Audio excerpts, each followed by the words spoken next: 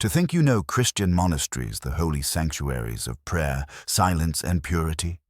Think again, and if you don't subscribe, like and share right now, you'll miss the disturbing secrets history tried hardest to erase.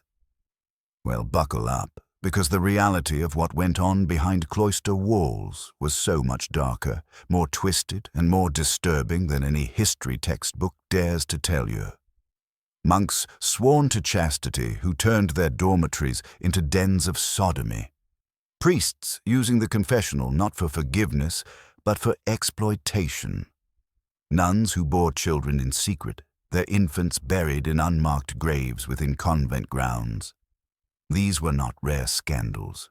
They were patterns so common that reformers, bishops, and even popes were forced to acknowledge them, even as the Church worked tirelessly to bury the truth. You're about to discover the shocking practices of monasteries that make modern scandals look tame by comparison.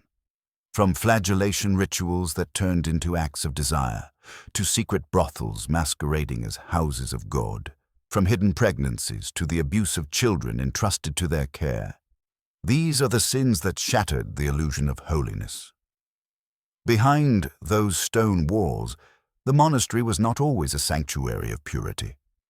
More often, it was a theater of hypocrisy, a place where sanctity and sin lived side by side, and where the pursuit of holiness created practices more disturbing than the sins it condemned. 1. Behind the cloister walls, picture this: a monastery at midnight. The stone corridors echo only with the shuffle of sandaled feet and the distant toll of a bell. You'd think this was a sanctuary of prayer, where men and women of God devoted every waking breath to holy purity. But what if I told you that behind those cloister walls, beneath the chants and prayers, there were secrets so disturbing, so unholy, that they shook the very foundations of what holiness was supposed to mean? We're talking about practices so bizarre and depraved that if you uncovered them today, you'd call the police, not a priest. For centuries, the monastery has been painted as a place of peace and chastity. Monks copying manuscripts by candlelight, nuns weaving in silence, everyone too consumed by the divine to think of lust. But the reality? Many monasteries were breeding grounds for scandals that the Church desperately tried to bury. Instead of suppressing temptation, isolation often magnified it. The human body doesn't stop hungering because of a vow. And those cravings twisted themselves into secret trysts, manipulative rituals, and acts that blurred the line between devotion and desecration.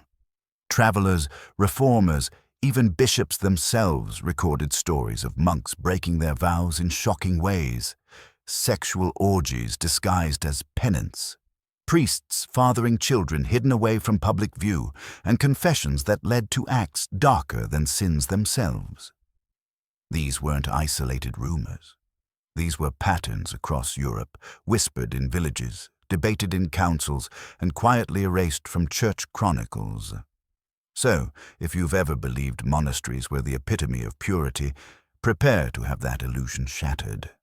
Because what was happening behind those cloister doors was far darker than the sins of the world they claimed to leave behind. And it starts with one of the most infamous scandals of them all: the epidemic of sodomy in the monasteries. 2. The sin of monastic sodomy. The Church had a word for it: peccatum sodomiticum, the sin of sodomy. And if you think it was rare behind monastery walls, think again. From the 9th century onward, ecclesiastical records overflow with warnings, condemnations, and frantic attempts to suppress what was clearly widespread. Far from being bastions of purity, monasteries became infamous for same-sex relations among monks. Why?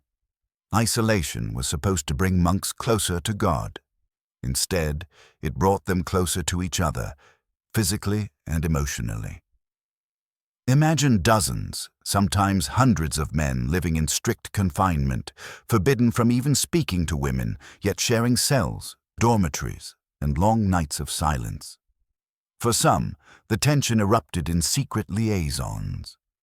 Chroniclers from St. Peter Damian in the 11th century to papal letters in the 14th century document wave after wave of scandals. Damian wrote an entire treatise, Liber Gomorrheanus, where he accused monks of forming unholy brotherhoods bound not by prayer, but by lust. Punishments were severe on paper. Castration, public flogging, even expulsion. But reality was different. Many monasteries preferred to cover up scandals rather than expose them, quietly transferring offenders instead of punishing them. Some abbots even tolerated the behavior so long as it didn't cause open scandal, because purging entire brotherhoods would have destroyed monasteries' reputations. And it wasn't just rumor. Papal decrees specifically warned bishops to investigate sodomy in abbeys, proving the problem was systemic. Monks were accused of forming pair bonds, treating each other as secret spouses within the cloister. Even nuns' convents weren't free from such accusations. This wasn't simply about lust, it was about power. Senior monks exploiting novices, abbots using spiritual authority to coerce obedience, and relationships hidden behind vows of silence. Far from holy, many monasteries became hotbeds of hypocrisy, where the sin they condemned most loudly outside their walls thrived most viciously inside them. 3. Confession booth exploitations. Confession, the holiest act of unburdening your soul, whispering sins into the ear of a priest who acts as the mediator between you and God. But what happens when the confessor is also the predator? Within the walls of Christian monasteries, the sacred ritual of confession was twisted into one of the most disturbing forms of exploitation. Nuns, novices, and even lay people came seeking absolution, only to find themselves trapped in webs of manipulation. The priest, cloaked in authority, could use sin as a weapon. Your penance, he might whisper, requires obedience of the body as well as the soul. And who could resist? This wasn't just a man, this was God's representative. To defy him was to risk damnation. Chroniclers revealed chilling patterns. Reports surfaced of priests who demanded sexual favors as penance for sins. Nuns who confessed impure thoughts were sometimes told to act them out under the guise of spiritual cleansing. Confessionals became less about absolution and more about coercion. And when women resisted, priests often held the ultimate trump card, threats of public exposure. Imagine being a young nun accused of sin before the entire convent, your spiritual reputation destroyed, all because you refused a priest's advances. Even more disturbing, these abuses were often whispered about, but rarely punished. Why? Because exposing one priest meant admitting the church's system itself was corrupt. So bishops quietly shuffled predators from one monastery to another, much like scandals in later centuries. The confessional, meant to be the safest place in Christendom, instead became one of the most dangerous. Behind the curtain, where sin should have been washed away, it was reborn, twisted, manipulated, and weaponized by those sworn to celibacy. 4th, forbidden love affairs with nuns. If monks were supposed to be cut off from the world, how did they end up entangled in affairs with women who had also sworn their lives to God? The answer lies in proximity and secrecy. Across Europe, monasteries and convents were often built side by side, separated by nothing more than stone walls, gardens, or cloisters. And temptation found a way to cross every barrier. Secret tunnels connecting abbeys to convents weren't myths.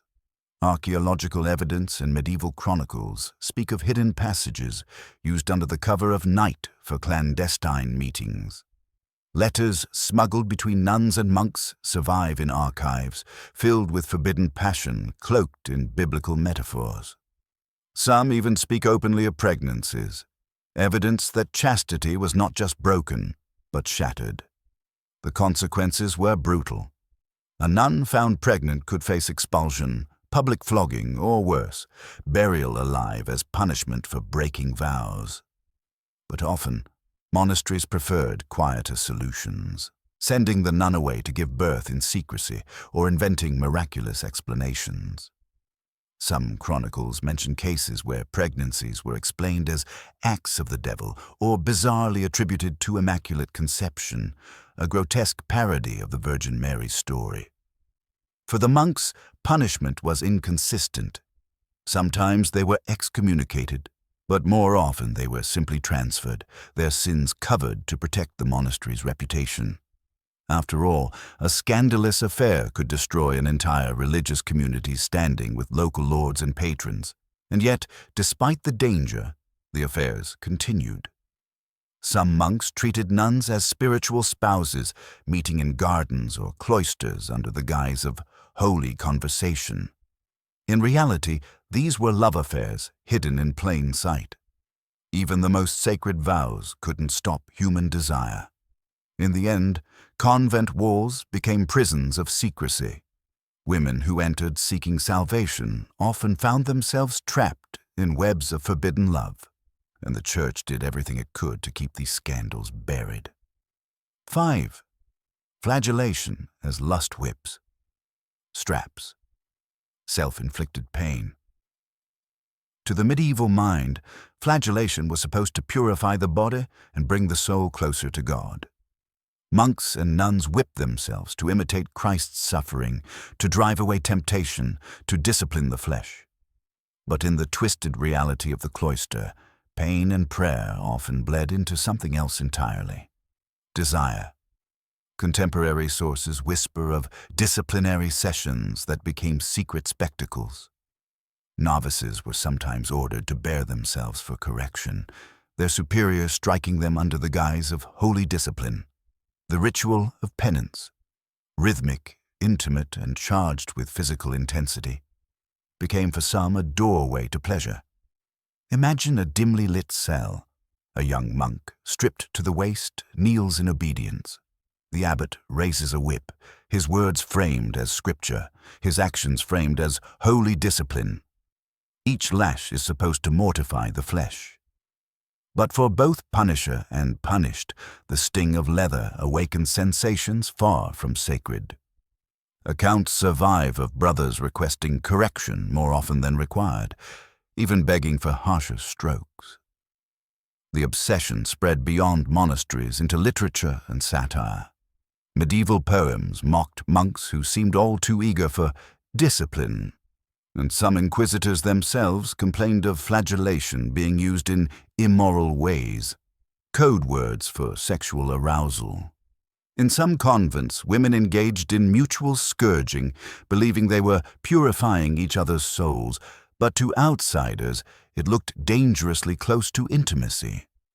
In an age when touch between monks or nuns was forbidden, the whip became a loophole, contact disguised as correction, flesh marked in the name of salvation, but burning with something entirely different.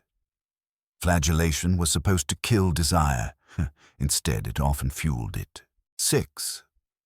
Child abuse. Hidden as training.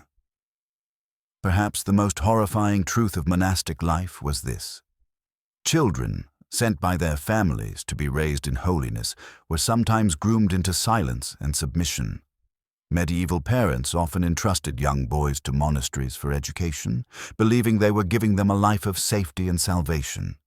But inside those cloisters, innocence could become prey. Novices, sometimes as young as 7 or 8, were placed under the direct authority of older monks. Officially, these men were spiritual fathers, meant to guide the boys in discipline, prayer, and obedience. But behind closed doors, the power imbalance was terrifying. Records of church councils are filled with panicked decrees condemning the sin of sodomy with boys. These weren't rare warnings. They were repeated century after century, which tells us one thing: it was widespread.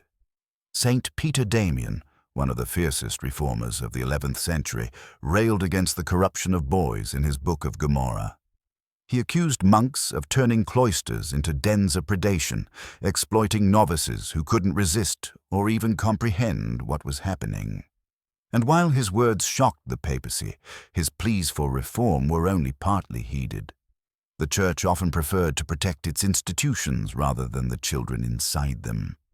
Even when scandals surfaced, the pattern repeated. Silence, cover-ups, transfers. Rarely punishment.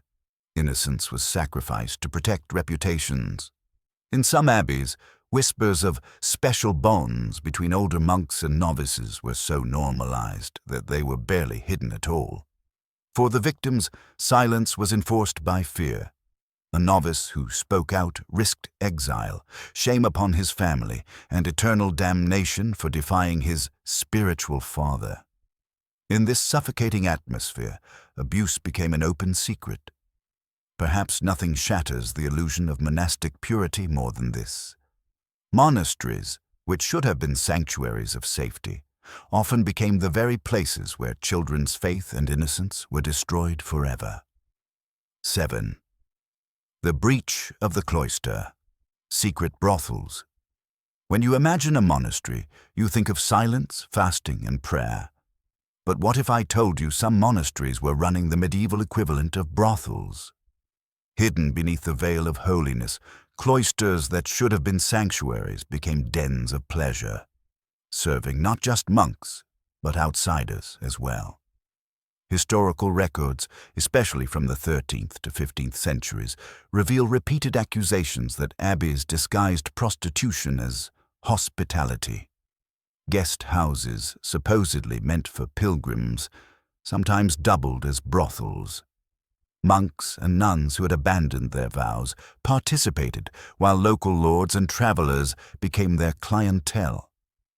One infamous case comes from 15th century Germany, where a convent was discovered hosting lavish feasts followed by sexual entertainments. The scandal was so enormous that civic leaders attempted to shut it down, only to find resistance from powerful patrons who enjoyed the services. The Church condemned such practices in word, but enforcement was half-hearted. Why? Because monasteries often relied on outside income, and hidden prostitution could be surprisingly lucrative. For the monks themselves, it was an open secret. Some abbots tolerated the brothel-like activities as long as the monastery's reputation wasn't publicly destroyed. The hypocrisy was staggering. Priests who preached against lust on Sunday were sometimes indulging in it on Monday, and these weren't just rumors. Satirical literature of the late Middle Ages mocked monks as holy pimps and nuns as brides of Christ by day, brides of men by night. Authorities periodically raided monastic brothels, but the cycle always returned. Shut down, cover up, reopen elsewhere. So much for purity. The cloister walls that were supposed to keep sin out often kept it in, packaged, profitable, and sanctified by silence. 8. Strange rituals of purity. The obsession with chastity led to some of the strangest and most disturbing practices ever recorded.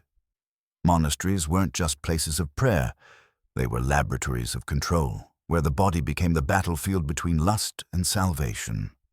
But in their attempts to enforce purity, many rituals ended up looking like something out of a nightmare.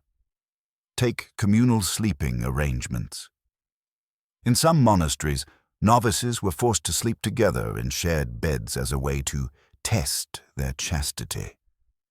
Imagine rows of young men or women lying in silence, watched by senior superiors who interpreted any movement, breath, or touch as a sign of sin. What was meant to enforce discipline instead created situations ripe for temptation and abuse. Even stranger were the body inspections. Certain convents required periodic examinations of nuns to prove they remained virginal. Senior sisters, sometimes accompanied by priests, would perform humiliating checks, claiming it was necessary for spiritual accountability. These inspections, invasive by design, were less about purity and more about control. Then there were rituals of enforced exposure. Some abbeys recorded practices where monks or nuns were forced to confess impure thoughts in front of the group, often in excruciating detail. This public shaming was intended to break desire, but it often did the opposite, planting vivid sexual images into everyone's minds. And in some sects, bizarre penances blurred the line between religion and fetish. Monks might be ordered to strip naked and roll in thorns, or nuns commanded to wear painfully tight hair shirts that inflamed their skin. The Church claimed these acts purified the soul, but to modern eyes, they look disturbingly like ritualized humiliation. What's most shocking is how normalized it was. These weren't hidden scandals, they were institutionalized practices, documented in manuals and enforced by abbots. The pursuit of purity became its own corruption, twisting the sacred into the grotesque. 9. Pregnancies and infanticide in convents. Few things terrified the medieval church more than scandal inside convent walls. Nuns were brides of Christ, sworn to eternal chastity.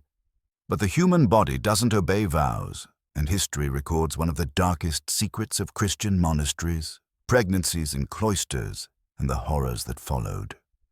Chronicles from France, Italy, and England document shocking cases. Nuns found pregnant were subjected to brutal punishments, flogged, expelled, or locked away in remote houses where their children would never be seen. Some infants born in secrecy were abandoned at monastery gates, while others were buried in unmarked graves within cloister grounds. Archaeologists have uncovered the skeletal remains of infants in convent cemeteries, suggesting that infanticide was not a rumor, but a hidden practice. How did it happen? Affairs with priests, illicit relationships with visiting monks, or, in the most tragic cases, sexual coercion by those meant to protect them. The shame of exposure was so overwhelming that many convents preferred to handle matters in silence, covering pregnancies with miraculous claims. There are bizarre records of abbesses insisting a nun's pregnancy was caused by spiritual forces or demonic attack, rather than admit human sin. In one infamous 14th century case, a nun gave birth, and the convent claimed it was the result of the devil's assault, a grotesque excuse to avoid scandal. And yet, behind the official silence, the tragedies piled up. Women who had entered convents as children, often against their will, found themselves trapped, without freedom, without choice, their bodies policed and their futures erased. If they bore children, those children rarely survived, erased by a system more concerned with reputation than with human life. The convent was supposed to be a sanctuary. Instead, for many women, it became a tomb, not just for their freedom, but for the innocent lives conceived within its walls. 10. The Church's hypocrisy and cover-ups. Here's the most disturbing truth of all. The Church knew. The higher authorities were not ignorant of these scandals. The sodomy, the affairs, the brothels, the pregnancies. From papal letters to council decrees, there is overwhelming evidence that bishops, abbots, and even popes were aware of what was happening inside monasteries. And yet, instead of rooting out corruption, the institution perfected the art of the cover-up. When scandals broke, monasteries were rarely dissolved. Instead, the offending monks were transferred, the nuns were silenced, and the records were buried. Whole communities that had been exposed as dens of lust were given new abbots, new names, and told to continue as if nothing had happened. The Church could condemn sin from the pulpit, but when that sin threatened its image, silence became the holiest commandment. Even satire of the time mocked this hypocrisy. Popular poems and plays portrayed monks as lechers and nuns as adulterers, reflecting what the common people already knew, that the gap between the Church's preaching and its practice was enormous. But the Church wielded immense power, and those who tried to expose the scandals risked excommunication or worse. The hypocrisy reached its peak when profits came into play. Monasteries implicated in prostitution or indulgence were sometimes spared punishment because they provided valuable income. Others were shielded because they had the support of powerful noble families. Morality could bend when money or politics were involved. What does this reveal? That the greatest sin of all was not lust, but the betrayal of trust. Behind the cloister walls, sacred vows were broken, innocence was exploited, and lives were destroyed. And the very institution that promised salvation became complicit in hiding the rot. The monasteries of the Middle Ages weren't just houses of prayer, they were theaters of contradiction, where sanctity and sin lived side by side, and where the pursuit of purity created practices more disturbing than the sins they condemned.